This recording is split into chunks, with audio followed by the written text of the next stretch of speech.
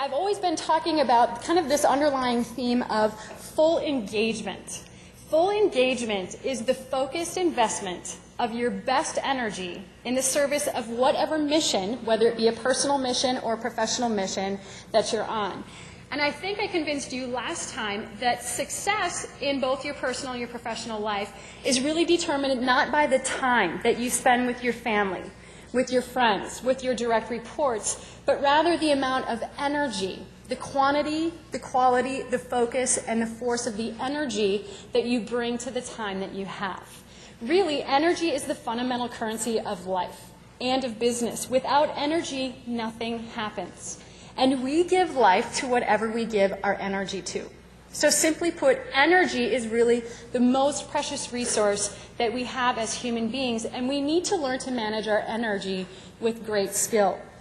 Now, the last time I was here, I gave some specific tools that helped you to increase your energy generating capacity, as well as to manage your energy levels more effectively throughout the course of the day.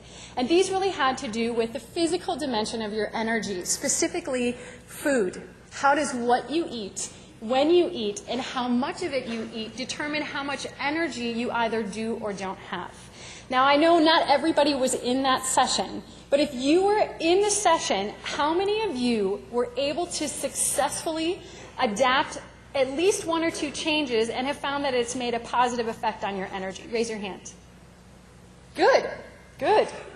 Now, how many of you that were here for that last session connected with it and realized this is really important, but you really have not been able to make a long-term change with that yet? Okay, it's dark in here. It's okay. You can raise your hand. Nobody can really see you. Then we've got that exercise story that tomorrow morning I'm going to start exercising, right? And then the alarm goes off and you're just like, oh my God, I can't. And you start bargaining right away and you're like, I'll do it at lunch, okay? Right? Oh, Laura wants to go out for lunch and I haven't seen her for a really, really long time, so I'll do it tonight. Oh, well, my favorite show is on and I really can't miss it, so I'll do it tomorrow morning. I promise. Okay, maybe another story that we have is, you know what, after the day I've had today, actually I deserve this glass of wine. I know smoking is unhealthy, but it's how I manage my stress and it keeps my weight down. Okay? Bad stories. We make stuff up. We leave stuff out. We have blind spots that we prefer to just not go there. And all these bad stories that we have, we look for ways to support it. Even if it's an abhorrent, stupid story, we'll find ways to support it. That's really going to carry energy to us being victims of our circumstances. Okay?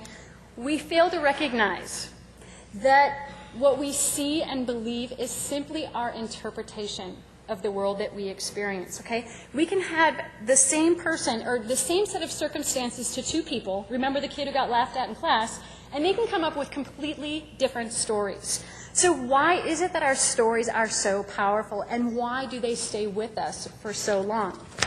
Well, like I said, once we have a story, we figure out different ways to support that story, okay? I got the I tried ribbon every year. That was proof that I was not athletic. I was always chosen next to last. That was evidence. That was proof. So what happens is we only hear what we want to hear. We only see what we want to see. So what we might do is start surrounding ourselves with people who see the world the same way that we do. So if I'm a smoker, guess who I'm hanging out with? I'm hanging out with the other smokers, right? Because what that does is it really disengages me from the costs and the consequences of smoking. The same is true for poor work-life balance, for excessive alcohol consumption, not exercising. So more important than what happens to us is the story that we create around what happened. We're born in a certain town. We go to school. We have certain teachers, we make friends, we graduate, we maybe move away, we start going to college, we get our first job, we start a family. There's a reality to all of those things. But there's really not the story of your life.